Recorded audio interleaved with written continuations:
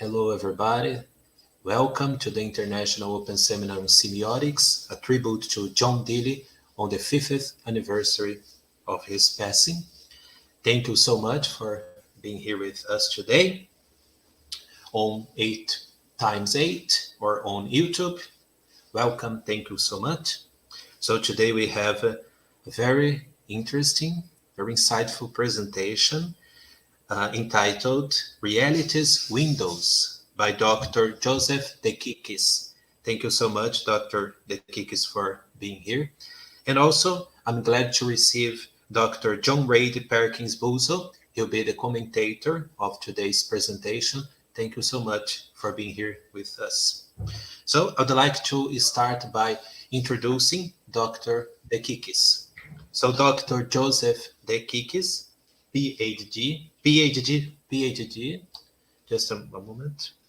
PhD Fellow of the Royal Society of Arts, is the president of Historic Elizabeth, a Pennsylvania charity whose mission includes the verification of information about the Monongahela and Yokogani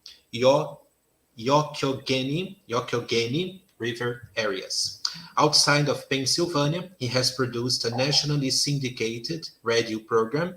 He studies various minority indigenous languages, example, Cacti, Ainu, and has been a professor of linguistics and served as a language policy consultant. He is the director of the Deely project. It's a great honor to have you here, Dr. DeChicchis, and we can start the presentation. I think we start with the video. The presentation was recorded. And then we'll have the same process. We'll have the commentary, and then we'll open the Q&A session.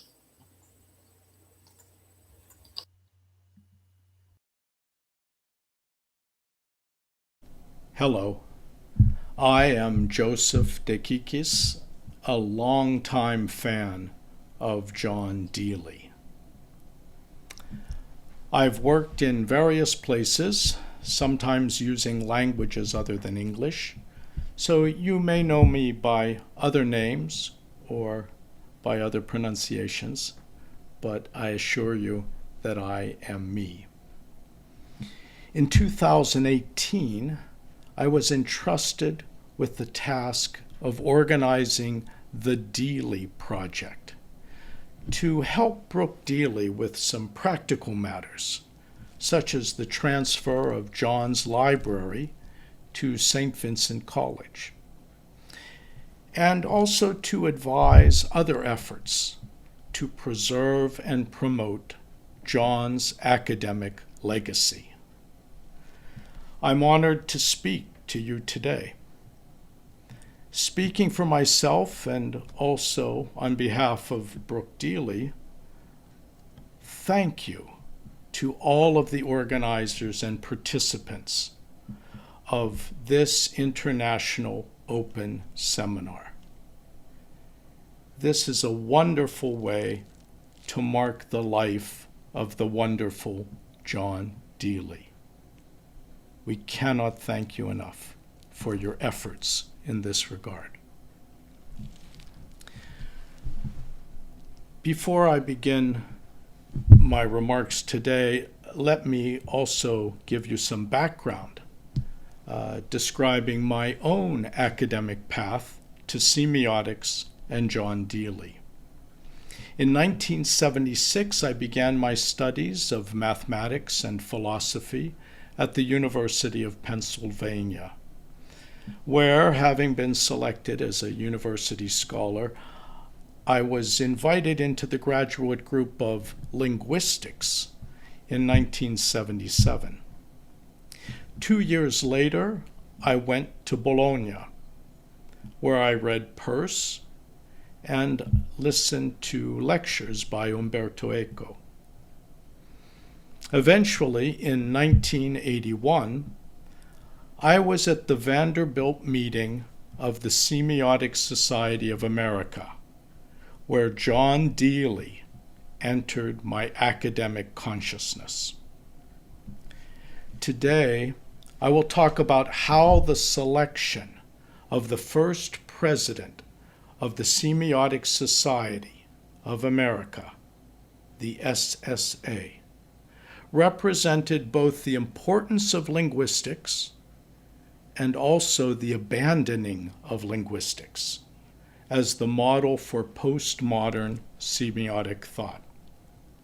I have selected this topic because John Deely was such an integral part of the SSA, because I was trained in linguistics, and because I have a perspective which may be of some value to others.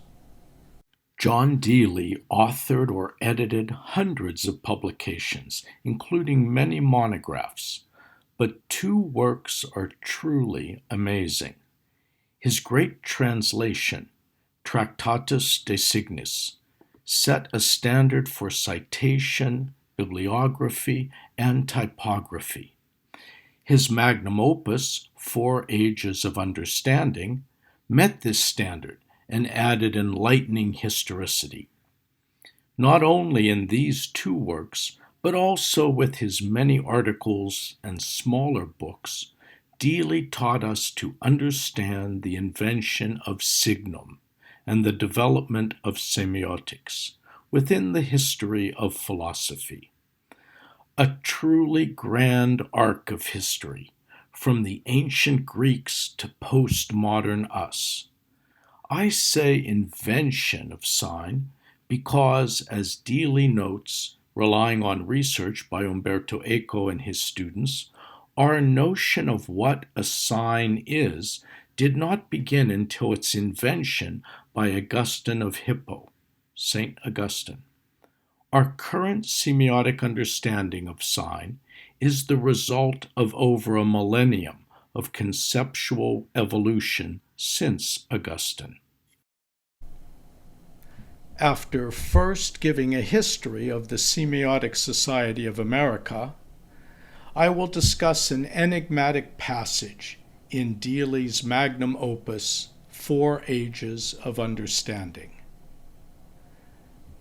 Lastly, I will speculate upon how Deely might have enriched both his and our understanding of semiotics if only he had been able to either cultivate a particular friendship or live just a little bit longer.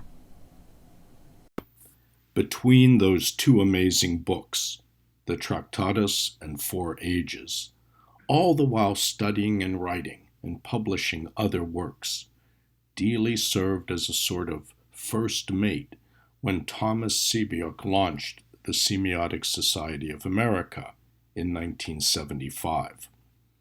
Pictured here is Deely with Jacques Maritain and Semiotic with Yuri Lotman shortly before and shortly after their creation of the SSA. At this time, Semiotic was passing his academic torch to an energetic, enthusiastic, talented, and young Deely. Deely wrote the Constitution and the bylaws of the SSA, and then he wrote the style sheet for the American Journal of Semiotics.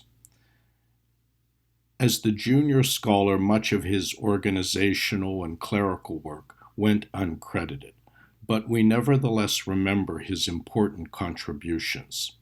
The SSA would not have launched without Thomas A. Semiotic, but it could have easily grounded on a shoal or crashed on a rock without John Deely, who quickly took charge of its safety and security.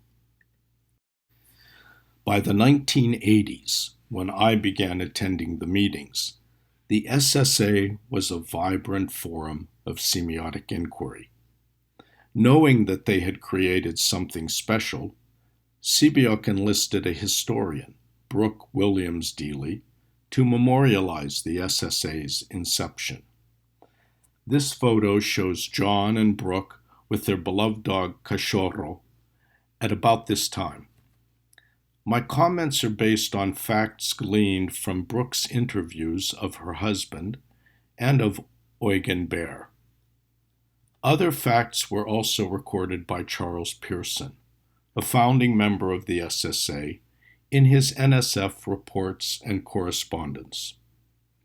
Important facts about the SSA's founding were also corroborated by records of the Linguistics Society of America and by Semiotic himself, who published some of these details in versions of the Semiotic web. Let's travel back to 1975, the year before I left my hometown for university, before I knew anything about John Deely, when I knew very little about semiotics. Semiotic was the president of the Linguistics Society of America in 1975, and Rulon Wells was the LSA's vice president, in other words, the president-elect. Both men were in attendance at the LSA's summer meeting in Tampa, Florida, and Semiotic wisely used this opportunity to launch the SSA. In addition to its core linguistic courses, the 1975 Linguistics Institute, of which Semiotic was the associate director, offered 29 courses in specialized areas, including 6 courses on semiotics. The Institute's distinguished lecture series began in June with 4 lectures by Noam Chomsky on syntax and semantics. Later, during the week of 28 July, Rulon Wells gave his distinguished lectures entitled An Approach to Semantics. The LSA's 1975 Summer Institute courses were taught by 51 professors with 224 registered students, 52 paid visiting scholars, and a large number of unregistered auditors. It was in this academic context at the University of South Florida, Tampa, that the first North American Semiotics Colloquium took place. Umberto Eco, Roland Postner, Jerzy Peltz, and other Europeans were at the colloquium in Tampa. Semiotic, a founding member of the International Association for Semiotic Studies, knew these scholars well, and the LSA paid for the travel of 10 scholars from Soviet sphere countries. On 30 July, the very week that Rulon Wells was giving his distinguished lectures, the Semiotics Colloquium concluded with a business meeting that selected 3 scholars to serve as the first corporate officers of the Semiotic Society of America. Henry Hiz, President; Eugen Baer, Vice President; Thomas Semiotic, Secretary-Treasurer. At the SSA's birth, linguistics was everywhere.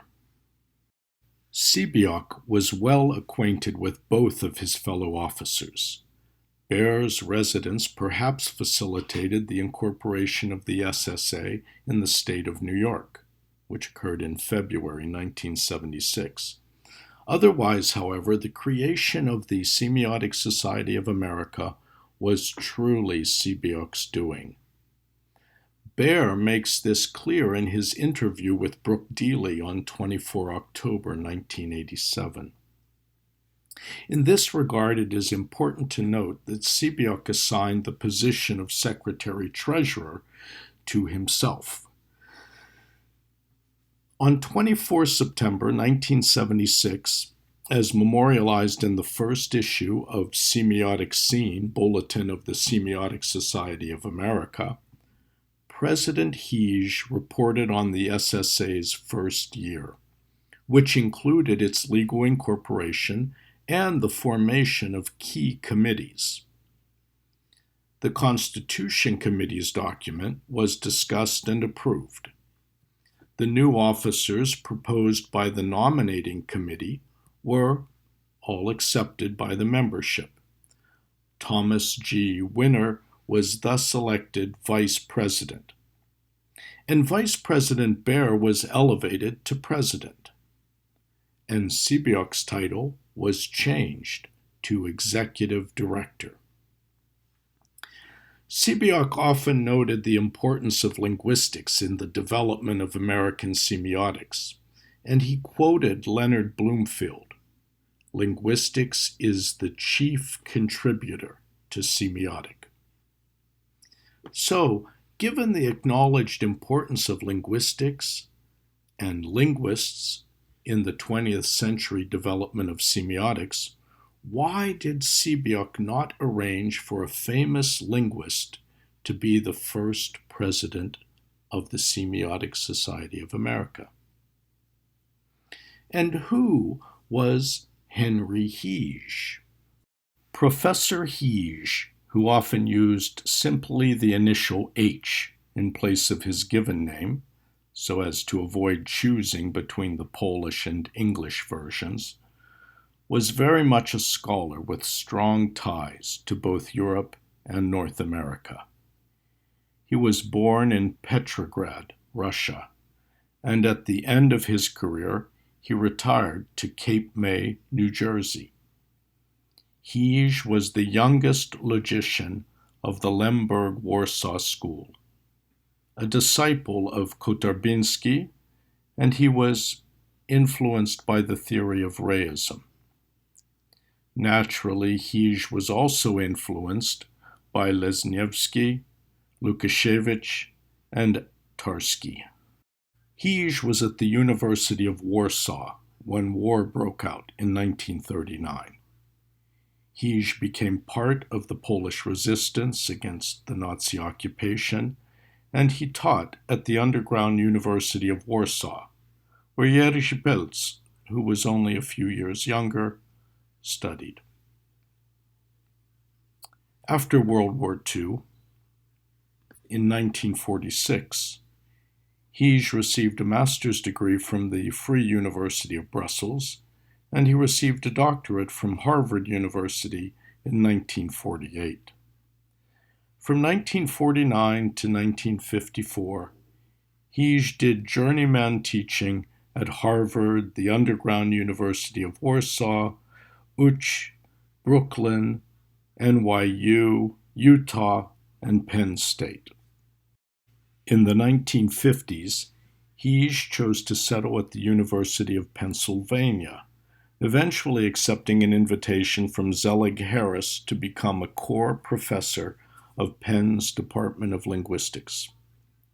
Hiz was a visiting professor at Penn in 1951, the same year that Zelig Harris's Methods in Structural Linguistics was published. It's important to recall that this book presented Harris's program to minimize the intuition of the linguist when doing linguistic analysis. In 1957, Hiz's paper, Inferential Equivalence and Natural Deduction, indicated his attention to the distinction between theorems and metatheorems, and it marked his transition into the formal study of natural languages being developed by Zelig Harris. Harris was describing his method for discovering the structure of a language, a method which could be replicated by others. As Hiz helped demonstrate in 1959, it could even be replicated by a machine. From 1966 to 1973, Hiz was the chair of Penn's Transdepartmental Graduate Group in Linguistics, which included a diverse range of scholars of semiotic sciences. Despite being in a department of linguistics, Hiz was better known on both sides of the Atlantic as a logician. Hiz had entered the field of linguistics from logico-mathematical studies, not from the speech or literature background so common to linguists of that era. When Semiotic organized the colloquium, Hiz was at the apex of his scholarly career. As a logician, he published articles in The Monist in 1967 and 1973, although these were beyond the understanding of many linguists. On the other hand, his 1964 article, The Role of Paraphrasing Grammar, and his 1969 article, Aletheic Semantic Theory, were more accessible to general readers, and these works continue to be cited.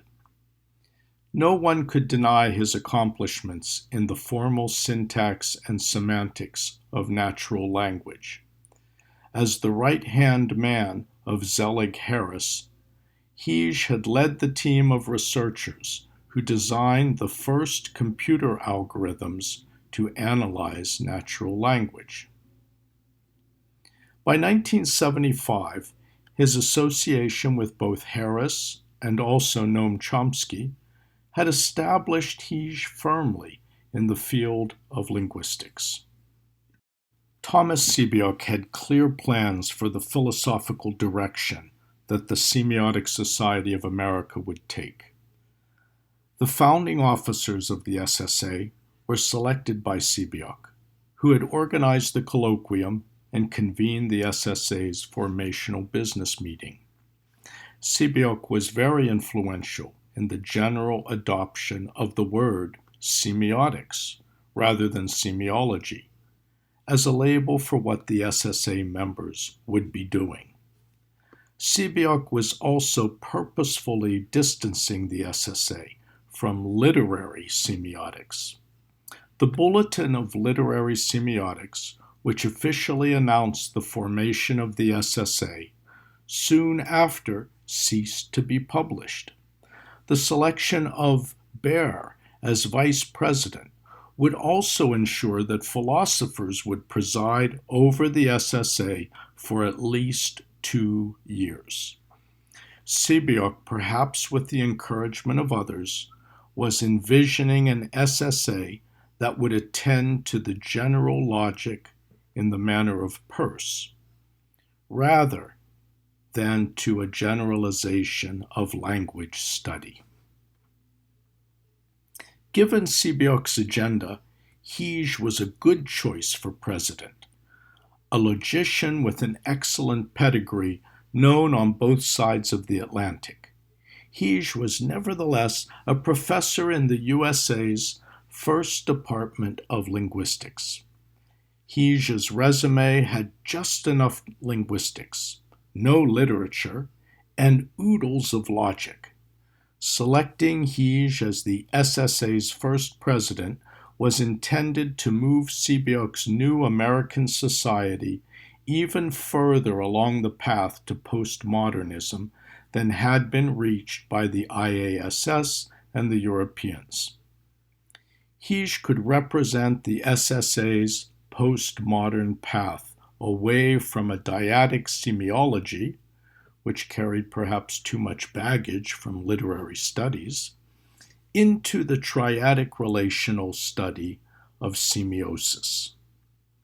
In a sense, when the business meeting confirmed Henry Hiz as the first president of the SSA, it was anticipating John Deely's later observation that postmodernity goes beyond natural language to an epistemological paradigm capable of taking into account the very mechanisms of linguistic difference and change as part of the framework of philosophy itself.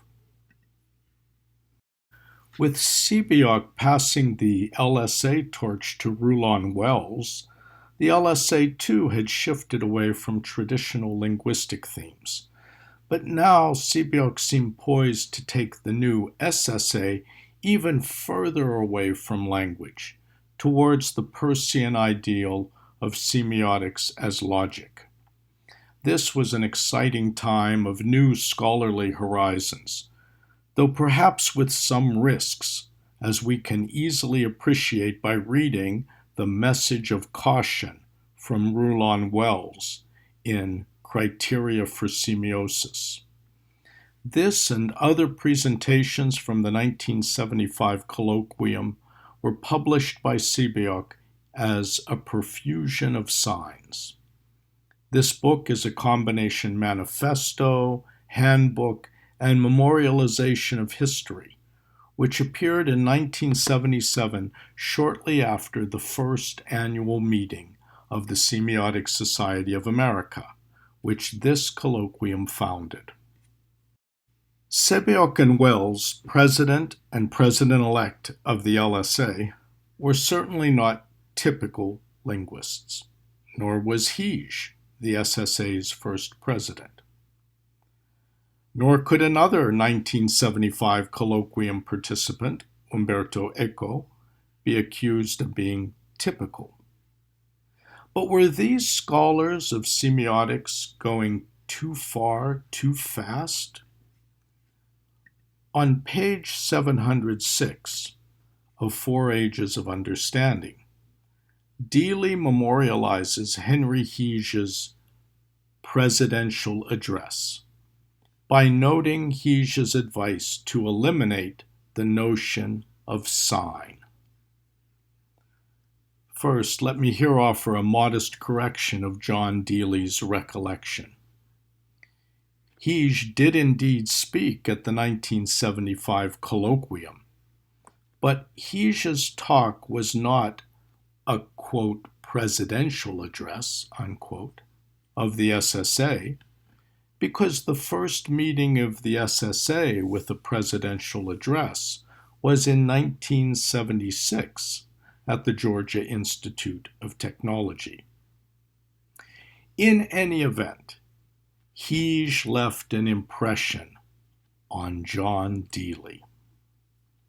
Unfortunately, the history of the SSA is a bit wanting in its preservation of details that might better explain Deely's 2001 comments about sign function, especially Deely's recollection of Hiz. The published proceedings of the colloquium, A Profusion of Signs, contains only Hiz's edited submission. It lacks the full transcription of what Hiz actually said at the colloquium. So Deely's recollection is an important preservation of this moment in the history of semiotics as a postmodern discipline. Deely confirms Semiotic's remark that researchers did not agree about what to call semiotics. However, Deely mentions that Semiotic had not bothered to note that some of the scholars Semiotic had called to colloquium had denied even the very existence of the sign. Deely not only notes Hiz's denial of signum, but he buttresses this with an extensive discussion of Eco's decision to avoid the word sign in favor of the phrase sign function. Deely's discussion of this denial of signum is certainly engaging. So I was extremely pleased when, at the 2018 meeting of the SSA in Portland, Oregon, another scholar paid serious attention to these same pages. Kermit Snelson used this passage as a springboard into a wonderful discussion of signum, semeion, and anomaly. I recommend reading Snelson, but I will avoid this digression today. Instead, let's think more about this enigmatic passage, about how, in Four Ages, Deely laments that since Tampa in 1975, he has not heard from Hiz on the American scene. Having already mentioned sociocultural facts that placed Hiz in this semiotic forum, let us consider some facts which subsequently prevented Deely and Hiz from deepening their acquaintance and mutual understanding. In 1976, Hiz received a Guggenheim Fellowship to study in Europe. Also in 1976, Lech Walesa lost his Gdansk shipyard job.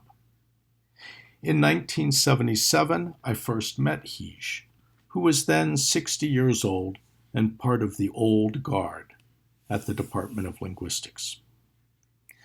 Penn had moved past Harris to Chomsky and was about to move, in a big way, into Lebov's sociolinguistics. 2 years later, in 1979, when I had become disillusioned with the Chomskyan approach to language study, Hiz encouraged my study of semiotics in Bologna and my extensive reading of Peirce. However, by that time, Hiz was not going to SSA conferences. His mind was on Europe. In 1980, Solidarność was founded by Lech Walesa, and I recall Hiz being rather concerned that autumn after one of his transatlantic phone calls. Protests eventually brought martial law and the imprisonment of Walesa. In 1982, an ad in the American Mathematical Society protested Poland's martial law.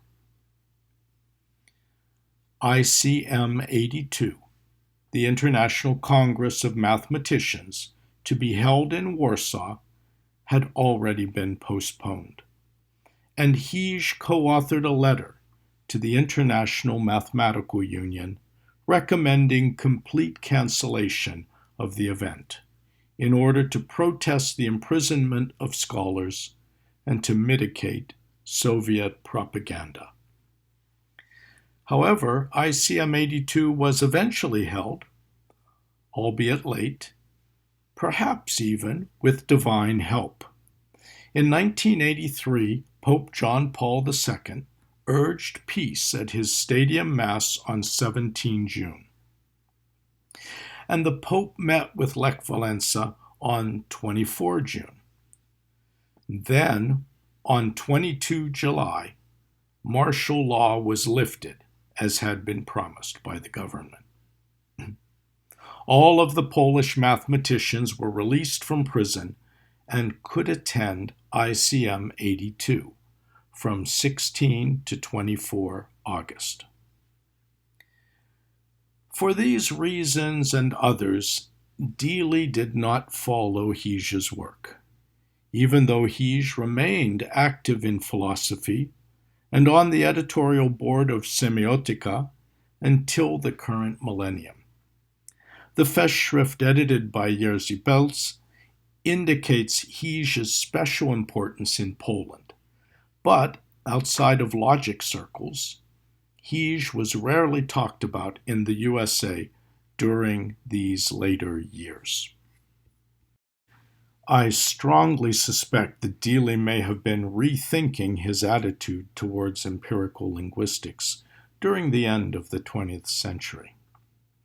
The enigmatic comment of 2001, already on my mind, this idea gained credence when I noticed the 2011 book about Zelig Harris in Deely's library. In 1995, Noam Chomsky had told his biographer that Zelig Harris was actually a much more interesting linguist. After all, in addition to having a great influence on Chomsky, Harris had important connections with Louis Brandeis, Albert Einstein, and Franz Boas. It's hard to overstate the importance of the 1951 publication of Harris's book, Methods in Structural Linguistics, nor the fruitful cooperation among linguists, logicians, and computer scientists that emerged from Harris's work. Harris's ideas had circulated earlier for several years in manuscript and shorter papers, but this book's publication was a landmark praise throughout the scientific community. At some point, Deely came to learn about the personal relationship of Harris and Chomsky, about the practical effects of Zionism and other political movements on their work, and about the ripples of Harris's program throughout the sciences. This awareness of Harris perhaps prompted Deely to purchase this book. And yet, despite his awareness of Zelig Harris, Deely does not discuss him, neither to praise nor to denigrate him. Deely does not discuss Harris's work and influence at all. Perhaps Deely's awareness of Harris came late. Perhaps the idioscopy of empirical linguistics was of little interest to Deely, who was focused on philosophy as the senoscopic science or kenoscopic science, whichever you prefer. Even so, Deely did try to stay abreast of empirical science in general, and he was generally aware of core ideas in the language sciences. My own sense is that Deely did not feel comfortable commenting on those sciences nor speculating about how they can improve our understanding of semiotics. Besides the enigmatic mention of Hiz in 2001, there is a mistaken listing of Rulon Wells in the index of Deely's 2002 book, What Distinguishes Human Understanding? And this may be another clue that Deely had not forgotten about 1975. Deely actually refers to Norman Wells on pages 20 and 167 of this book, and yet he lists those citations under the name Rulon Wells in the book's index. A third indication of Deely's interest in empirical linguistics was his knowledge of my own work during the 1980s. His comments to me during that period showed that he read my abstracts and retained key information from my papers. I also sensed his sympathy for the view that human language diversity informed a diversity of human cosmologies. At the SSA meetings, when describing language cosmologies, I would routinely use the metaphor of language as a window into reality. Deely was particularly interested in my Mayan language research. Despite the fact that it has become taboo to speak favorably of the Sapir-Whorf hypothesis in many circles, Deely was aware that the patterns of a person's language definitely shape that person's Innenwelt, and the totality of human language variation can be understood to shape our Lebenswelt. My direct contact with John Deely began shortly before he published Introducing Semiotic, and ended shortly before his publication of Semiotica Basica, Basics of Semiotics. Deely's thoughts matured significantly during this period, as did his stature within the SSA, and we can sense this maturity when we read The Human Use of Signs in 1994. Which he dedicated to his wife, the first professional historian who became a member of the Semiotic Society of America.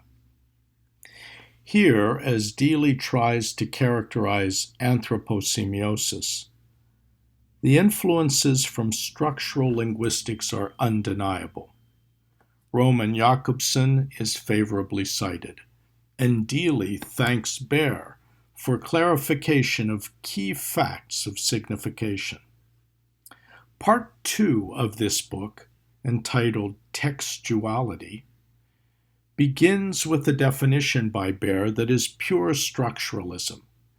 Yet, despite quoting Baer, Deely makes no mention of Harris or Hiz. Deely, who likes to discuss ideas with other scholars in person, perhaps even more than he liked to read, seems to have been getting his understanding of structuralism at second hand, neither from the chief proponent of the method, nor from the program's chief logician. In fairness, this was not Deely's fault. During the 1980s, the final decade of his life, Harris was reclusive, working quietly with a small group of students on the grammars of scientific sublanguages. And Hiz was attending to social issues, and also to his own 1988 retirement from the University of Pennsylvania. It is truly unfortunate that Deely never got to know Hiz as well as he knew Semiotic and Baer. If, after 1975, Deely had had more opportunities to interact with Hiz, then I believe that Deely may have been more successful in developing our understanding of the very mechanism of linguistic difference and change. After all, Deely correctly sensed that this mechanism ultimately underlies our philosophy. Hence, it is worthy of our scholarly attention. This goal was shared with the Polish school that produced Tarski and Hiz, and it is also the aim of semioticians who have followed the mathematician René Thom. For the general student of semiotics to understand the role of logic in mathematics, it is perhaps best to begin with one of Hiz's least technical articles, Logical Basis of Semiotics. The written version of the 1975 presentation memorialized in the book A Profusion of Signs. This paper begins with this statement: when we want to say something, often we say it in words. We note that Hiz does not write, when we want to communicate, we often communicate with words. Thus, the Saussurean connection of two minds in communication is replaced with the more neutral verb say. Hiz explicitly notes that we can say things with a picture. He notes also, by our dress, we tell something about ourselves or about the occasion. Moreover, Hiz knew that we can say something with a walk on the beach, with a bowl of soup, with gunfire, in fact, with any semiotic behavior whatsoever.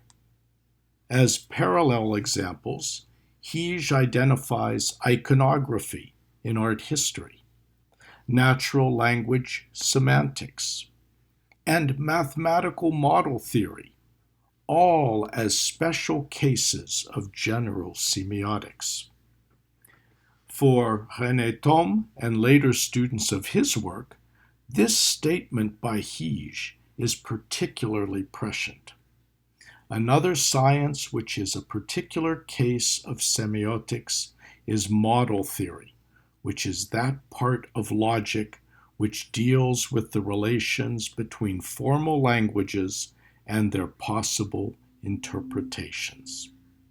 In this paper, Hiz distinguishes between noticing and being told, where being told corresponds to a triadic semiotic system, something that means something with respect to a particular context. Hiz notes that our semiotic partner in an interpretation need not be present and need not be human. Compare this with Thom's later notion of semiophysics, as well as Deely's 1994 citation of Peirce's notion of commons. Hiz also notes that whereas a physical thing or event may not be repeatable, a semiotic object is repeatable. Building on the notion of repetition and on the logical relationship of consequence, Hiz is able to define general semiotic meaning in terms of meaningful objects.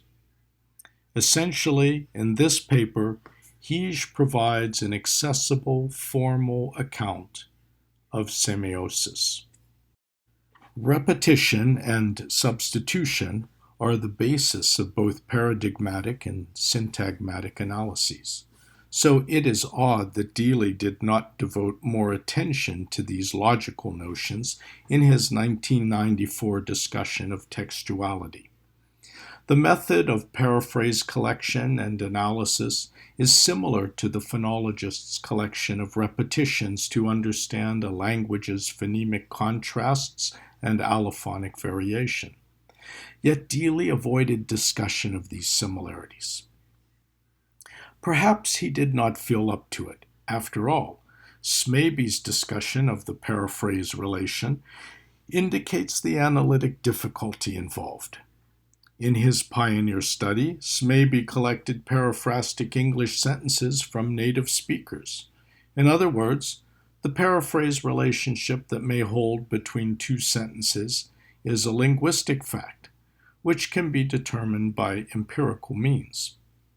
Unfortunately, as Smaby illustrates with the pairs 1 and 2 here, it may be difficult to find a syntactic analysis that corresponds to the paraphrase relationship. In this case, we can imagine syntactic criteria for predicting the paraphrasticity of the pair highlighted in blue, but not for the other pair of sentences. In other words, although native speakers report both pairs to be paraphrastic, it may be difficult to describe why. Smaby was a student of Hiz, and Hiz goes even further by viewing translations as a special case of paraphrases, where the informant is a bilingual speaker. Hiz's conception of translation is very different from Deely's, especially for Latin, where a translator such as Deely is not a native bilingual speaker. Brooke Deely, in fact, has recalled interesting conversations with Latin experts during the translation of Buzo. I'm sure that a discussion between Deely and Hiz about translation would have been extremely entertaining, to say the least. But more importantly, a joint publication by them on just this topic would have been quite educational. In the 1998 Festschrift for Jerzy Pelc, Hiz states, translation, paraphrase, summary, and drawing of consequences are all related in important ways. They all are repetitions with varying accuracy. They all say, at least partly, what somebody has said. Performing them, you do not take responsibility for truth, only fidelity.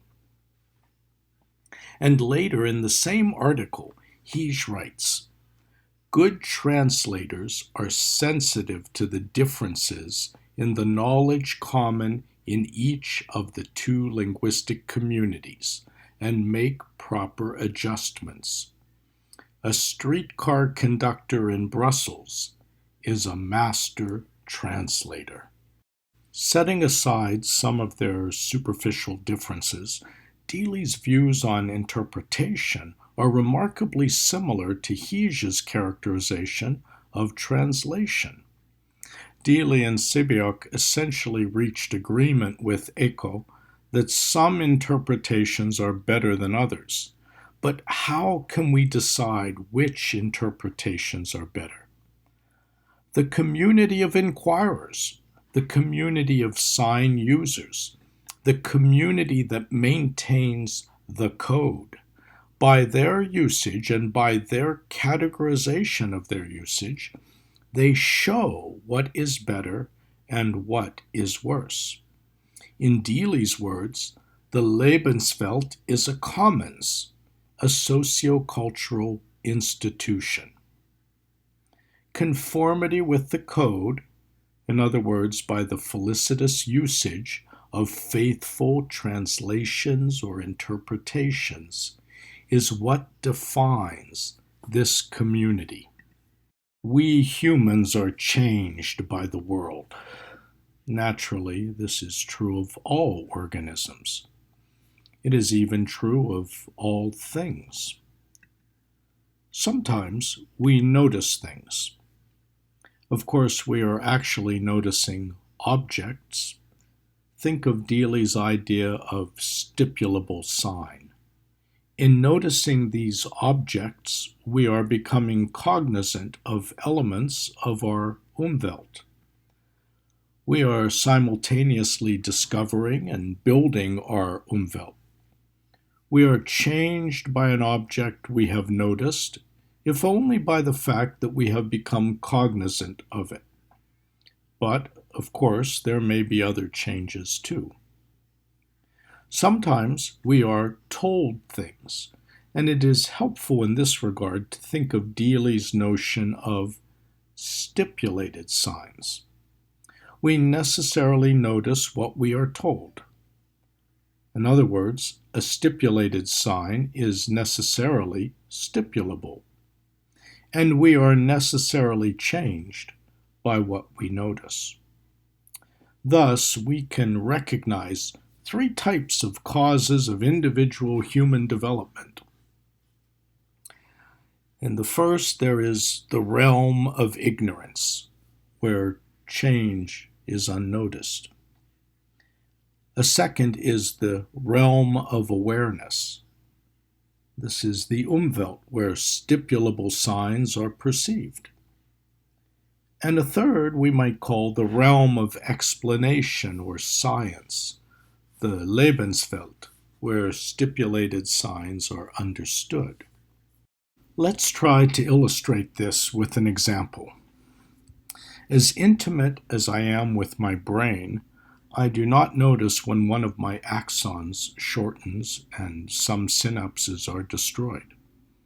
In general, synaptic prunings, whether in myself or in others, go unnoticed. On the other hand, so long as I am conscious, it's pretty difficult for me to not notice when I am getting a haircut. Now, somewhere in between these two extremes is normal desquamation. Normally, I do not notice my loss of dead epidermal cells. On the other hand, if I scrape my skin, I may notice some dead skin cells on my knife.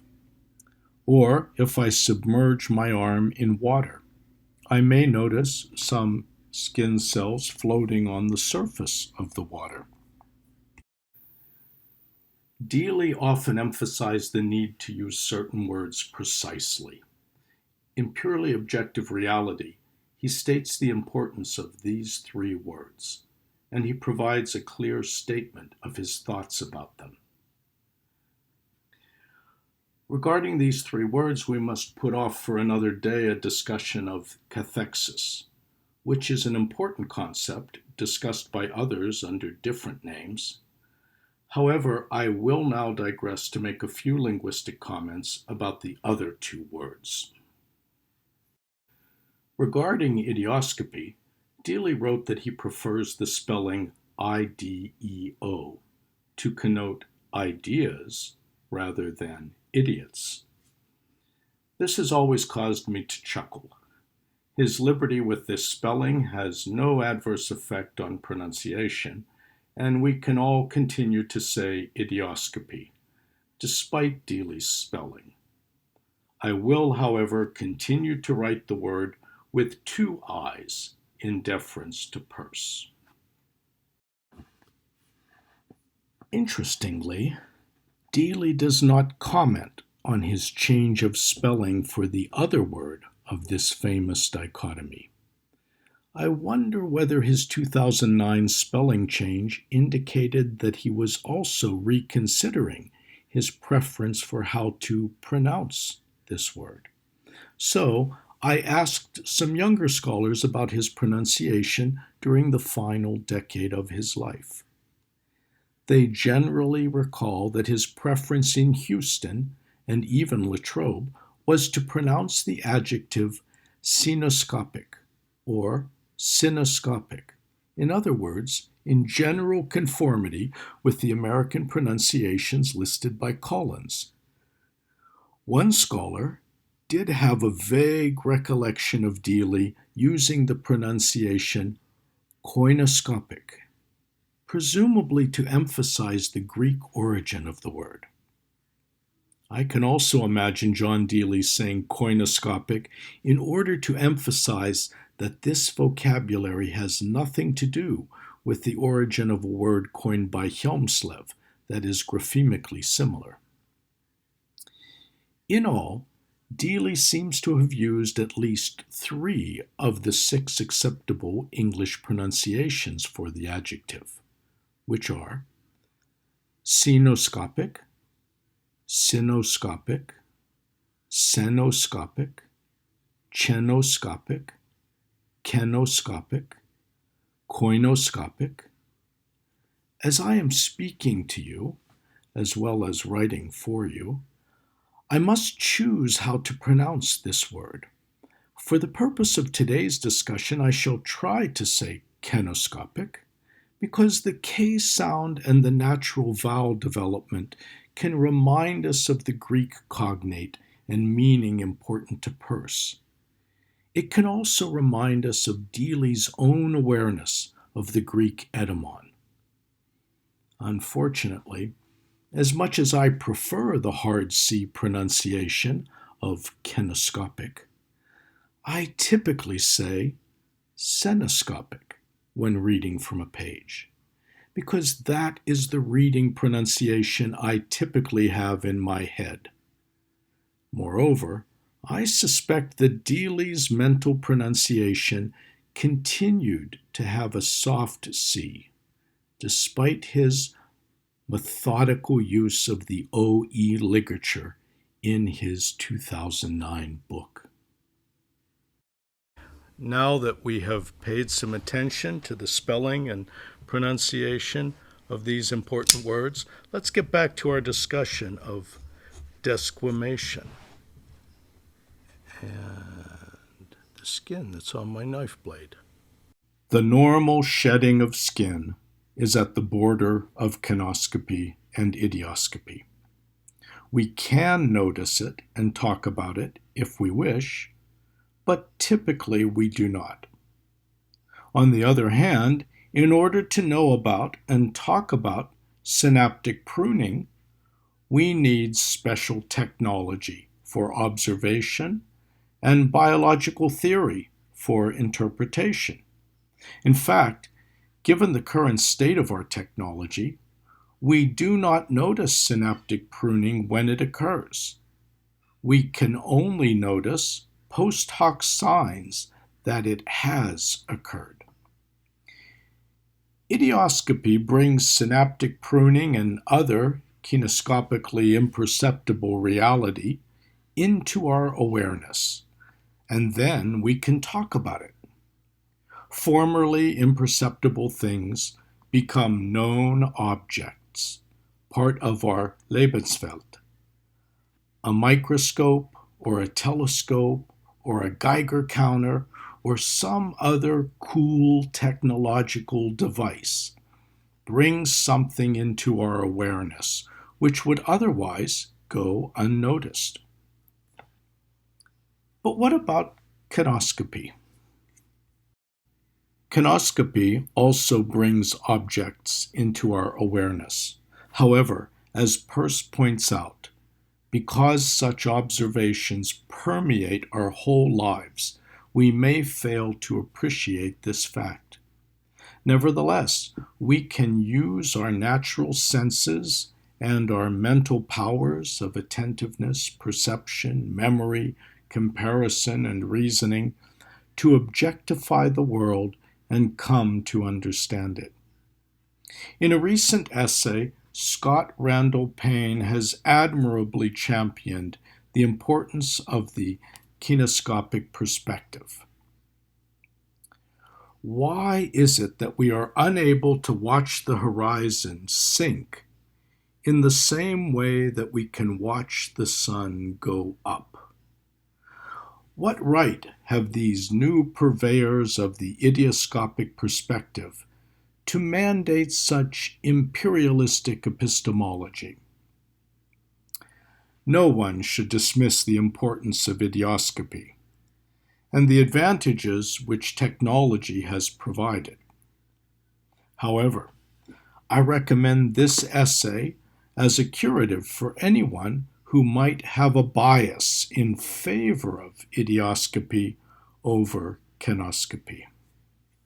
It is important to recall that Peirce identifies three theoretical sciences of discovery. In addition to the kenoscopic science, in other words, philosophy, which we have practiced since ancient times, and the idioscopic science, in other words, empirical science or technology, which developed dramatically during the modern era, Peirce also notes that mathematics is a theoretical science of discovery. Semiotics encompasses all three of these, and, as regards mathematics, Hiz suggests that model theory can definitely help elucidate semiotics. Model theory is in the realm of qualitative mathematics. Hiz applied the methods of Tarski and Harris to tractable problems in linguistics, iconography, and other areas of general semiotics. René Thom also showed that model theory is up to the task, especially when incorporating the idea of a qualitative discontinuity. If Deely had only been able to spend more time with Hiz, I believe that he would have realized the importance of model theory for systematizing kenoscopy. In the late 1970s, Zoltan Domotor had counseled me to consider category theory along these lines. Now we are increasingly seeing applications of category theory to kenoscopic problems. As summarized by Mazzola and others, some tools in category theory, for example, adjunctions, limits, completions, and topoi, have philosophical interpretations, and we can use category theory to express some philosophy, such as ontology, philosophy of difference, dialectics, as well as various metaphysics or pragmatics, or even logic. At about the time Deely was writing The Human Use of Signs, Barry Smith, in 1993, provided a Mariological framework for a formal ontology of the common sense world. And Jean Petitot, in 1994, described how to link physics and logic using a particular type of modeling known as sheaf theory. I mention these two researchers in particular because in 1996 they co-authored Physics and the Phenomenal World, which presented a method for describing the perceptually salient macroscopic world in mathematical terms. This quote from their 1996 paper is a clear nod to Aristotle, yet Deely does not seem to have been aware of their work at that time. Let me mention also that Peirce's three classes of theoretical sciences of discovery are similar to the 3 degrees of abstraction discussed by Jacques Maritain, and Deely was certainly familiar with Maritain's thought. Consequently, Deely could have better appreciated the systematization of kenoscopy along model theoretic lines If only he had been paying attention to that. Eventually, Deely did begin paying attention. As we all know, Deely was constantly searching for semiotic insights, and on 19 February 2011, he bought this book from Amazon.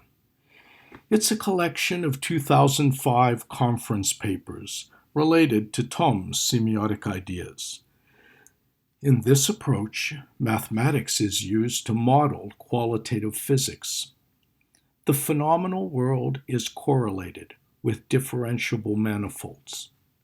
Petitot is one of the contributors, and he refers to his own 1993 paper entitled Phenomenology of Perception, Qualitative Physics, and Sheaf Mariology.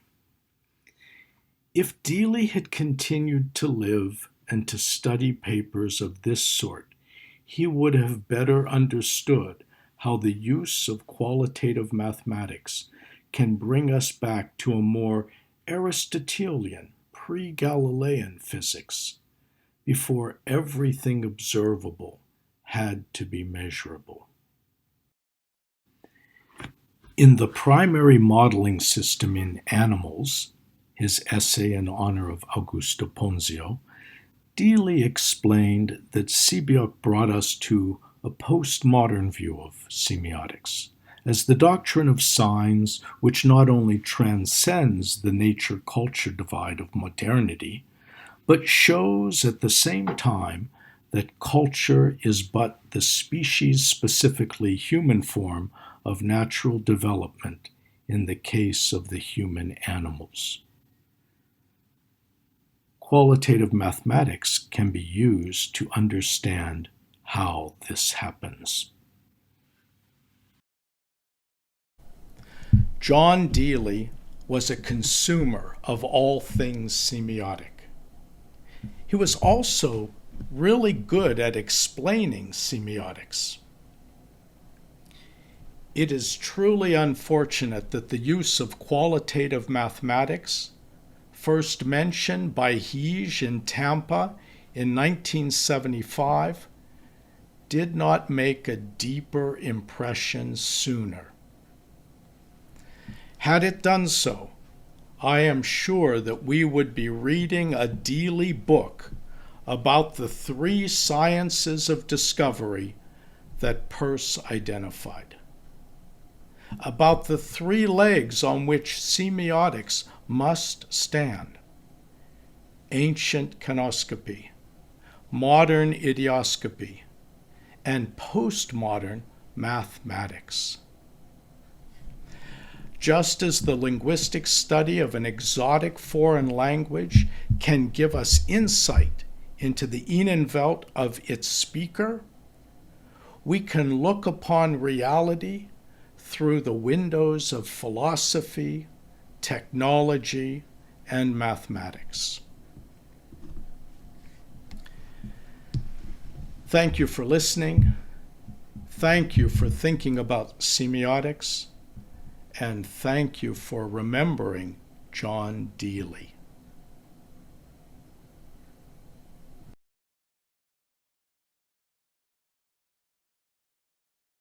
DeChicchis, for this profound presentation. Thank you very much. So now I would like to invite Dr. John Reid Perkins-Buzo to share with us his thought about DeChicchis presentation, but let me first introduce him. So Dr. John Reid Perkins-Buzo is Associate Professor in Media Arts and Studies at Southern Illinois University. His scholarly work concerns the semiotics of John Ponzio, especially as explored in the works of John Deely. He studied semiotics at St. Louis University under Professor Father Ralph Powell, which was John Deely's mentor and doctoral advisor. And also he studied under the renowned medievalist Professor John Doyle. He has published articles in Semiotica, Punctum, the Journal of Digital Media Arts and Practice, and other scholarly journals. His artwork has appeared in several publications and major international events, such as the San Francisco International Film Festival and the other event called SIDDRAP8.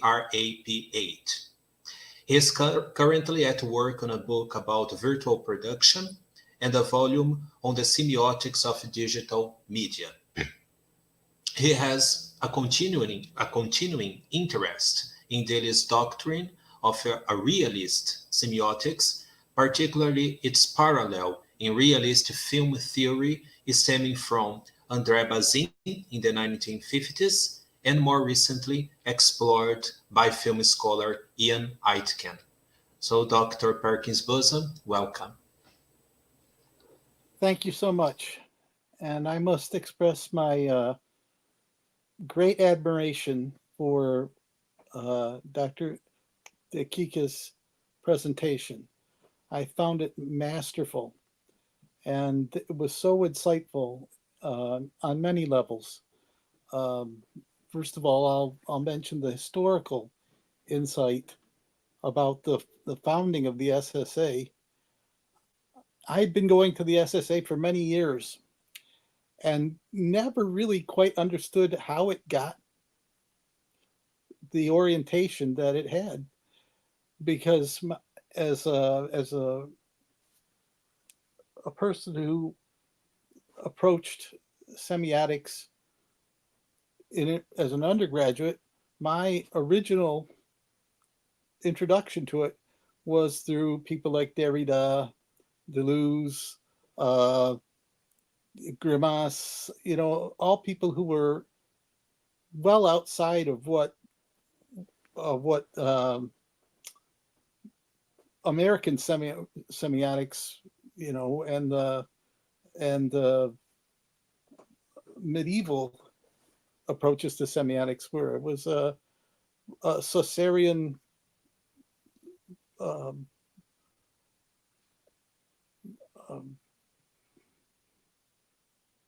monoculture, and I never even encountered anything but those kind of Saussurian thinkers, and looking at people like Lacan and Julia Kristeva and all these people who were, very hardcore semiologists, and that's what I was introduced as. That's what it was all about. Never even heard much about Peirce or anybody like that. They were considered kind of the oddballs of the 19th century. We don't need to concern ourselves with them. And so when I encountered it later as a graduate student, and all of a sudden this entirely different approach that seemed much more cogent to me. And when I started attending SSA meetings, it was surprising to me how different the professional society was to kind of the early approaches that I had encountered as an undergraduate. And so I've always wondered how did the SSA come to get to this approach as opposed to other, as Dr. DeChicchis says, the literary approaches to semiotics, and I never could figure it out. I appreciated it because I was approaching the topic from essentially a background in logic and mathematics. My undergraduate degree was in pure mathematics, specializing in mathematical logic, and I had a grad degree in applied mathematics. And so this was my background, and so the approaches that Dr. DeChicchis points out, that Sebiak deliberately chose for the SSA were far more congenial to me than the literary approaches. So that was a great insight. His talk gave me that insight that I'd never had before, the historical insight. So that was a real eye opener. I very much appreciated that. And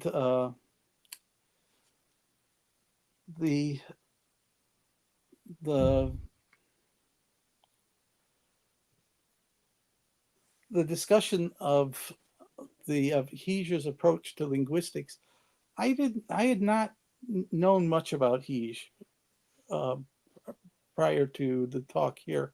I mean, his name was mentioned every now and then. I knew he had that article in the Profusion of Signs, um, but I had not really studied any of his work. My background at that area was, work looking at Polish logicians. I did some work with, of course, Vukoszewicz and Tarski, and especially the Dominican um, logician and theologian Bohensky. But I was not familiar with Hij's work in any significant way. So that was very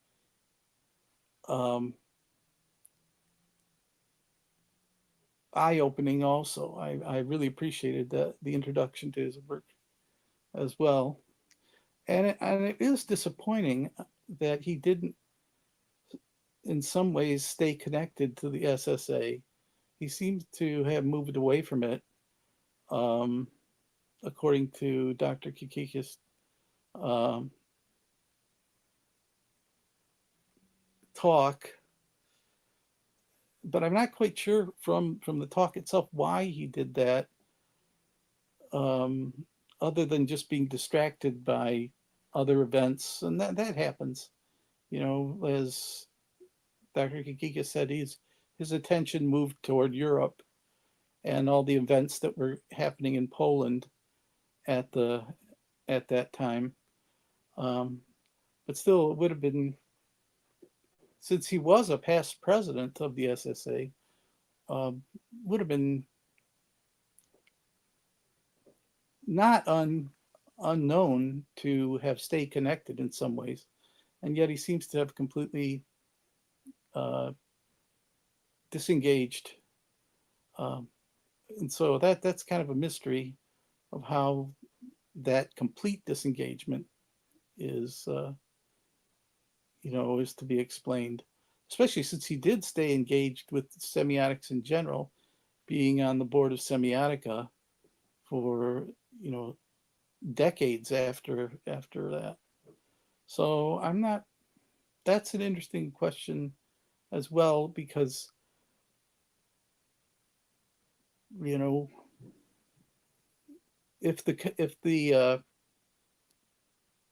if a regret that we as semioticians may have is that Deely and Hij never really connected,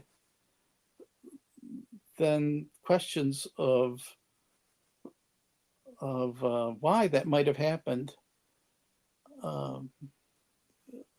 are of interest. So that was one thing. Another thing that the Dr. DeChicchis talk raised in my mind, what actually happened. Why didn't Deely pursue a connection? He often pursued people that he wanted to connect up with. So why not that connection with Hij? And why didn't Hij stay at least with some hand in the workings of the SSA, since he had been a past president? Those are interesting and still unknown questions. The other, you know,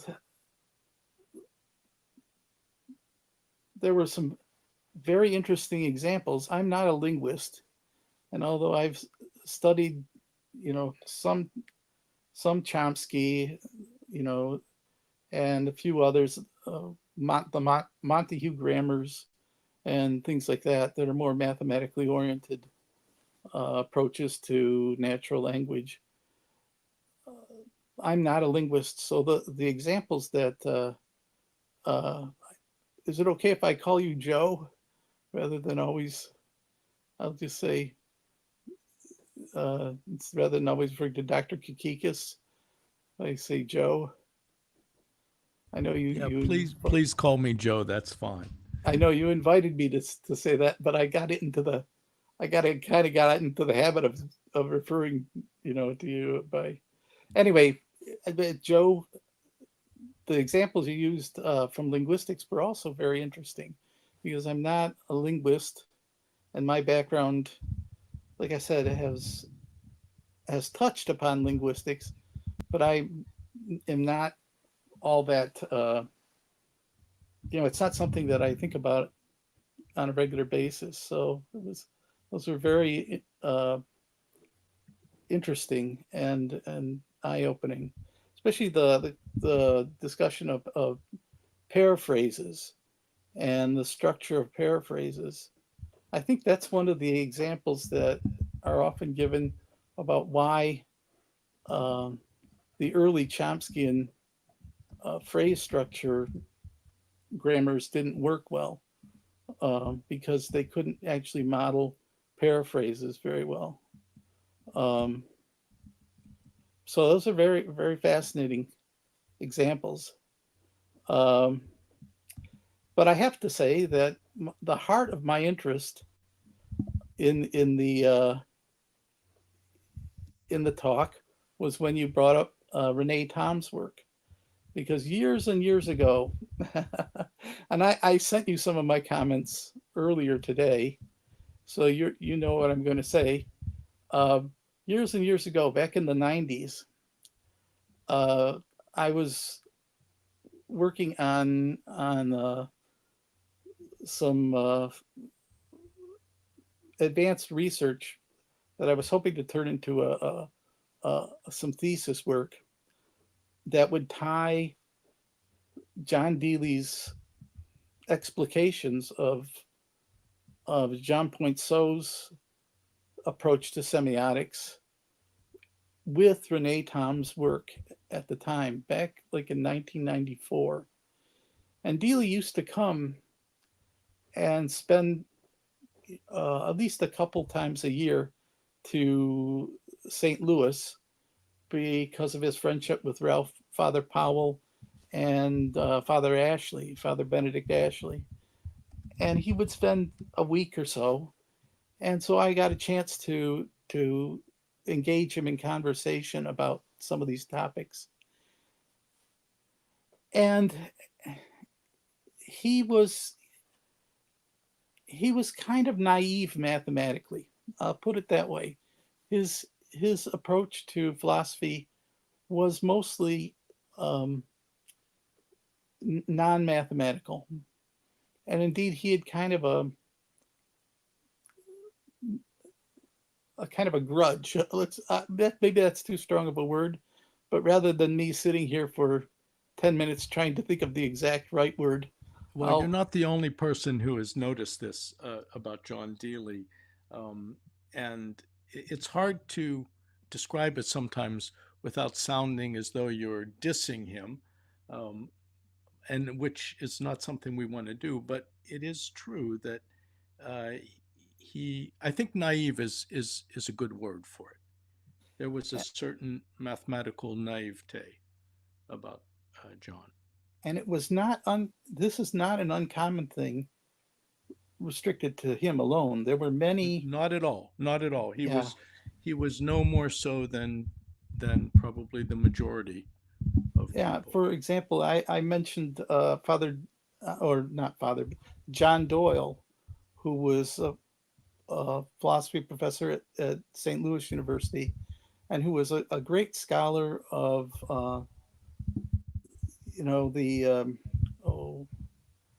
of medieval semiotics in terms of, oh shoot, now the names are going out of my head, but he was a masterful scholar in many ways.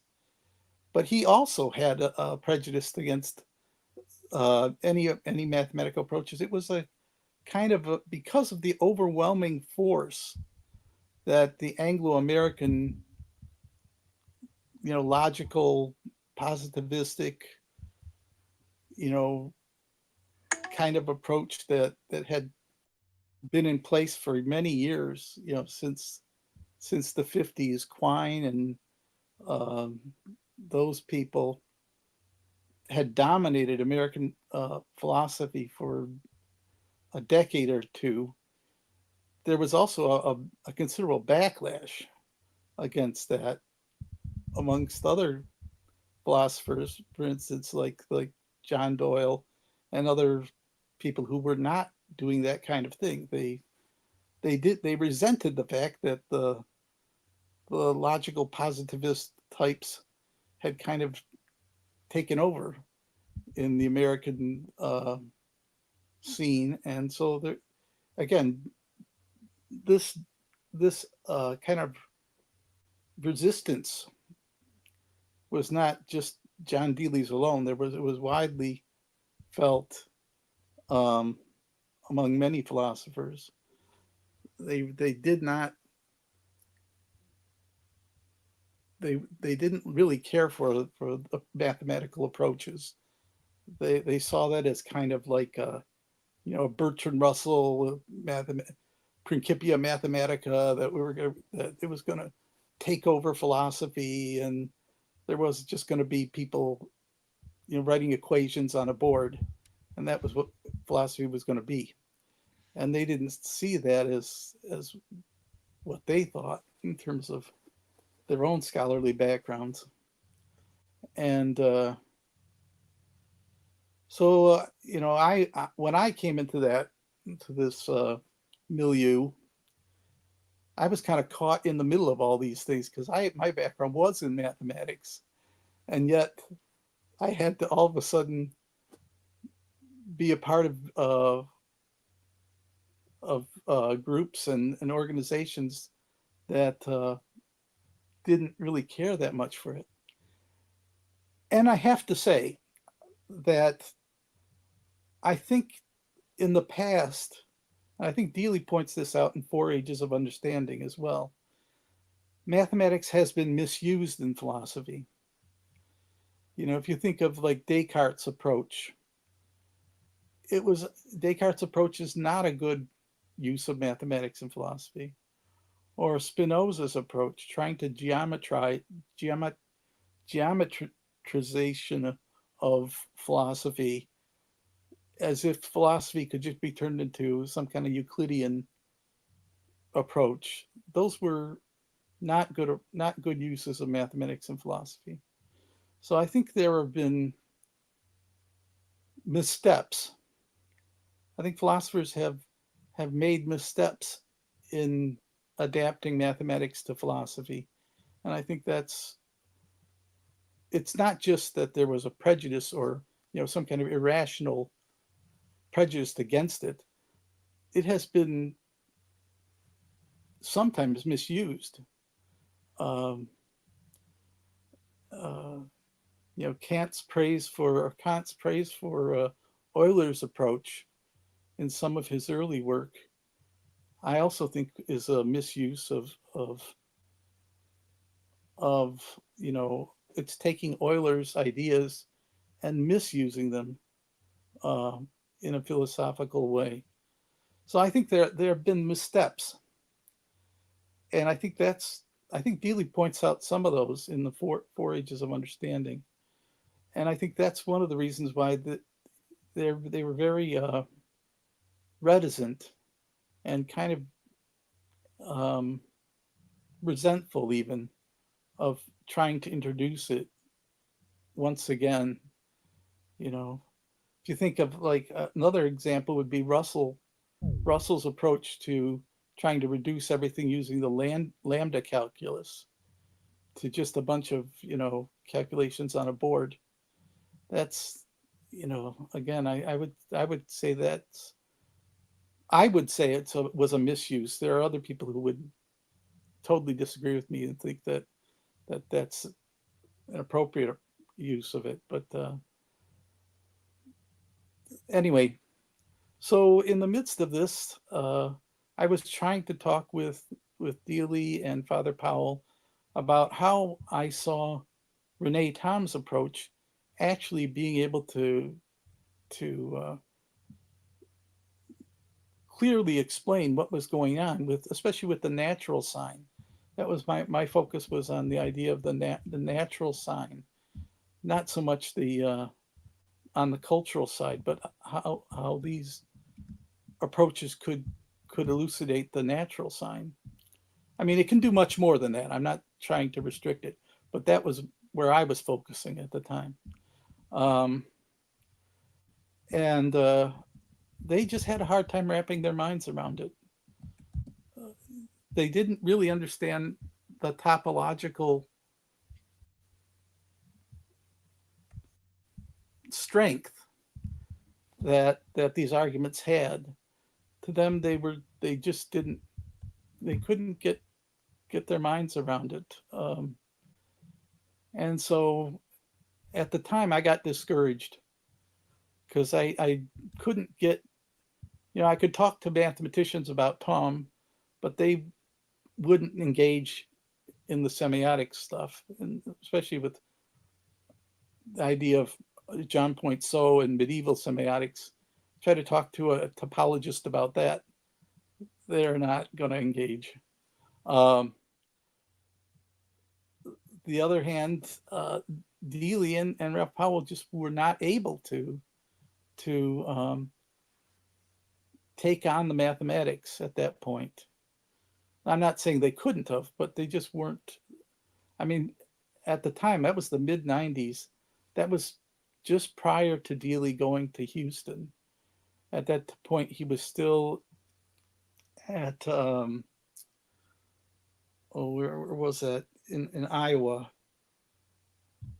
I've forgotten the name of the college. Yeah. Does anybody remember He that? was in Dubuque at that. Yeah, it was in Dubuque, but I forgot the name of the college. Loris College. Loris. And so he was just about to go to Houston in the next couple of years. And so he was an incredibly busy man at that point, publishing, running the SSA, doing all kinds of things. I don't think he could have taken on additional mathematical studies on top of all that. So I got discouraged because I couldn't really get anyone to, give me any feedback of any, much depth. And at the time, I was a Dominican brother at the time, a student brother, and my superiors were pressuring me to, do something else. They didn't see this as going anywhere. So I kind of dropped it at that point. Mm. But after hearing Joe's presentation, and it has renewed my interest and got me excited about this again. So perhaps I'll go back and look at it. Maybe there's something I can salvage after all these years. I at this point I do know Poinsot much better than I did back in 1994. I'd have to retool myself with the work of Renee Tom because I haven't looked at it in many years. But it is exciting. This is exciting stuff, and it does have great possibilities. Great possibilities. And this is perhaps this is the time for it. There's a Peirce scholar who's teaches at the University of Columbia, down in Bogota by the name of Zalamea. I don't know if anyone's ever heard of him. Fernando Zalamea, and he has published a couple of things that were very intriguing on the foundations of mathematics. Now, I'm not entirely on board with what his approach, but at the same time, it's exciting and it's new.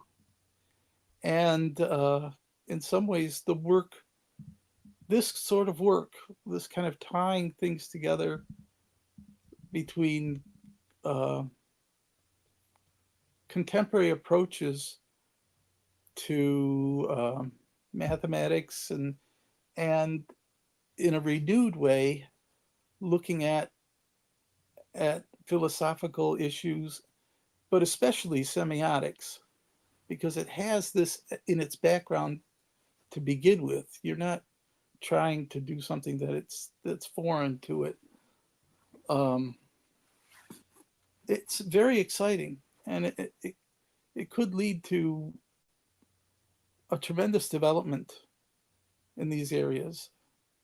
So I was very excited to when I got towards the end of Joe's talk, and all of a sudden he was bringing in Renee Tom and talking about how category theory can be part of the discussion.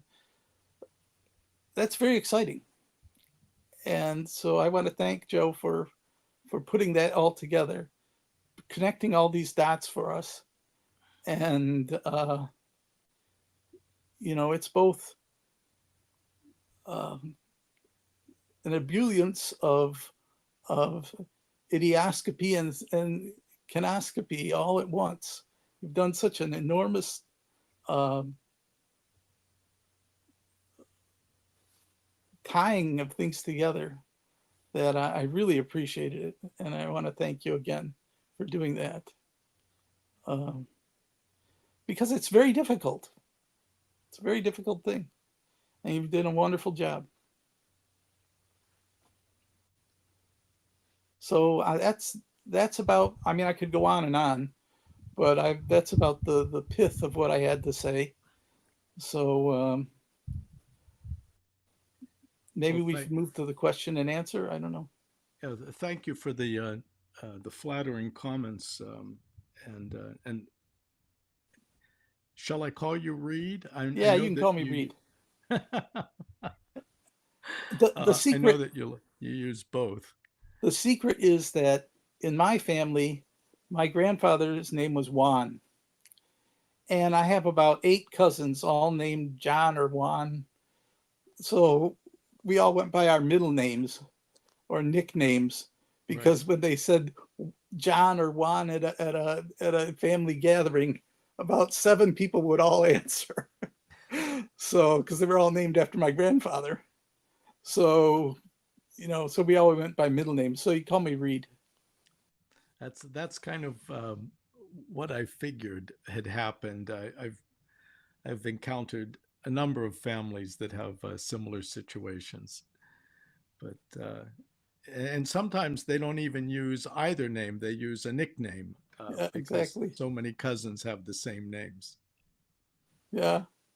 Um, so, how should we do this, Robert? Shall I answer just a couple of those questions? Um, how about that?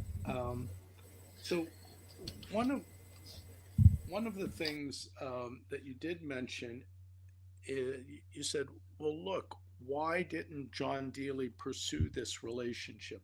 And I've wondered about that myself as well. And although Hiz was very busy in the 80s, extremely busy with things in Europe and his own retirement and arranging his finances and stuff for retirement and his move to his summer place. Um, in the 90s, he was still fairly healthy. And if there had been a meeting near Philadelphia or New Jersey or New York, he would have been able to go. So again, yeah, it is interesting. Why did he no longer engage with the SSA? And I think the short answer to that is that Tom Sebeok was winding down his life as well. Hmm. And it, it's just the case that as people get older, they have less energy, less time um, to maintain these relationships. So I think that's part of it. And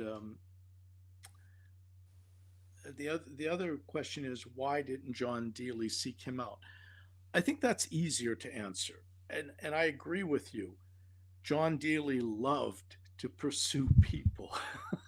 if if he if he felt someone had something interesting to say, he would try to meet them or talk with them or engage them in email. And the collection of his emails and things is amazing.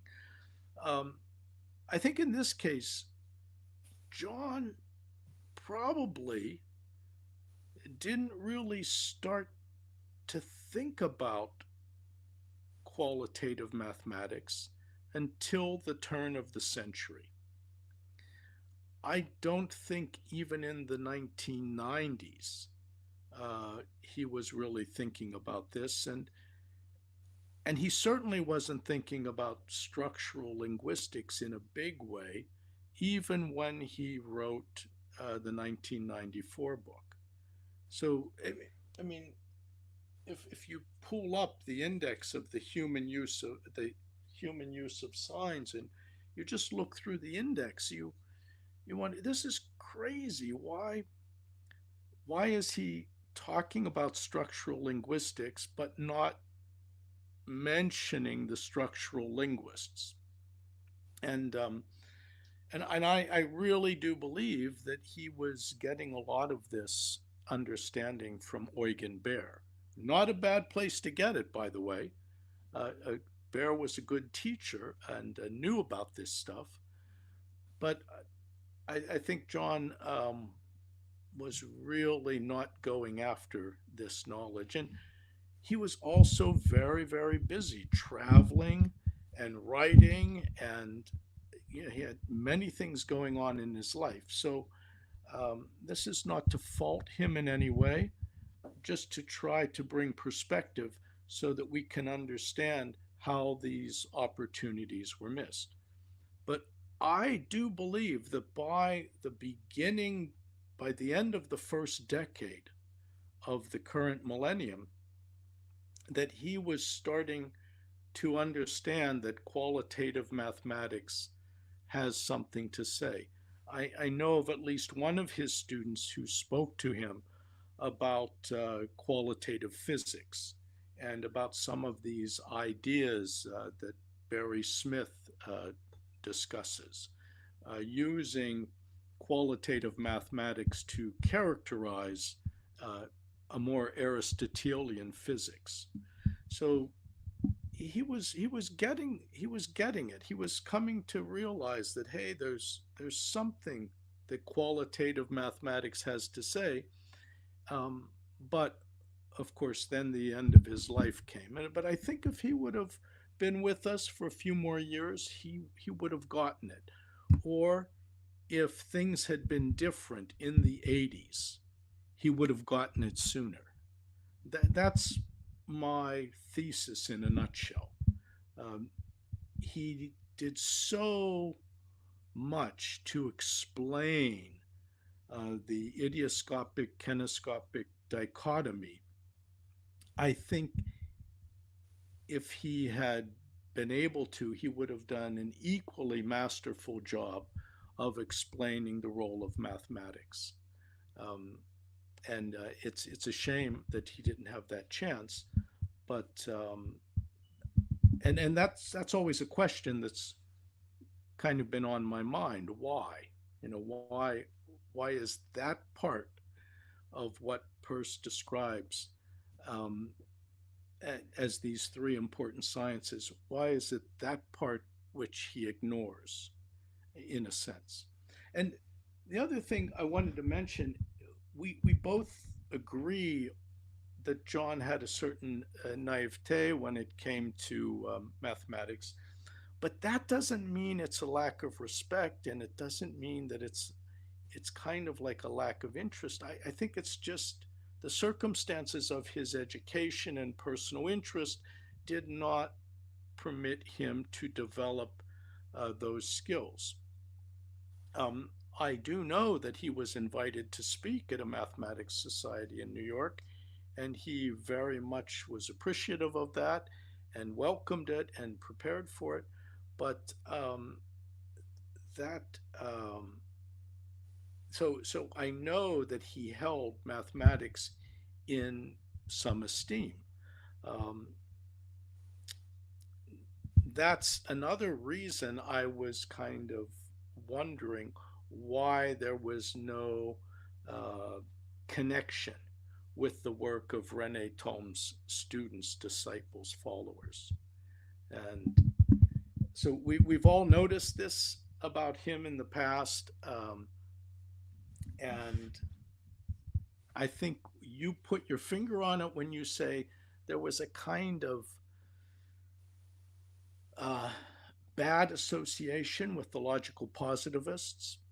Um, and so it might have been a case of throwing the baby out with the bathwater, if I can put it that way. Um, Sometimes there are missteps in using math and science idioscopy in the wrong way as a philosopher.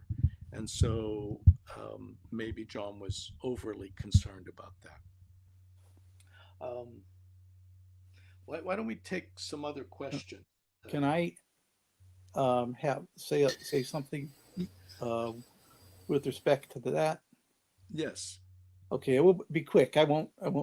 But I do want it to say that I did talk with John about Rene Thom's work back in 1994, and I actually showed him Thom's book Semiophysics, and he looked at it briefly, kind of flipped through the pages. Um, so he was aware of these things, and I even showed him, parts of what I'd been writing to try to tie these things together. Now, again, I never came to a satisfactory synthesis of the two. I just couldn't bring them together satisfactorily. But he was exposed to the idea that these ideas were out there, even if he hadn't actually, in some kind of direct way taken the time to get to know them. But he knew about Rene Thom. I showed him his book. I had talked with him about it and even showed him some of my own work on these things back in the 90s. So maybe that was percolating in his consciousness for many years, you know. I think you're right about that. I definitely think you're right about that. I think in the same way he was aware of the Harris's program and, and what these guys were doing, but again, he didn't devote his attention to studying them in depth, and therefore he ignored them in his commentaries, in his philosophical commentaries. So I agree with you. I think he was aware of qualitative mathematics on some level. It's just that he was not prepared to make any statement about it. And um, and that's a shame, because I think if he were to have made a statement about it, it probably would have been an enlightening one. It would have been able to explain these things in only in the ways that only he can explain them, I think. As I said, I think he's a masterful explainer of semiotics. And I really appreciate him for that. I agree entirely. Okay. William, Okay. where are we now with things? Yeah, I will close the broadcasting on YouTube, and we will open the floor to the audience present here to ask questions. Thank you so much, Dr. John Reid. Thank you, Dr. DeChicchis. So we are closing the broadcast on YouTube now, but the floor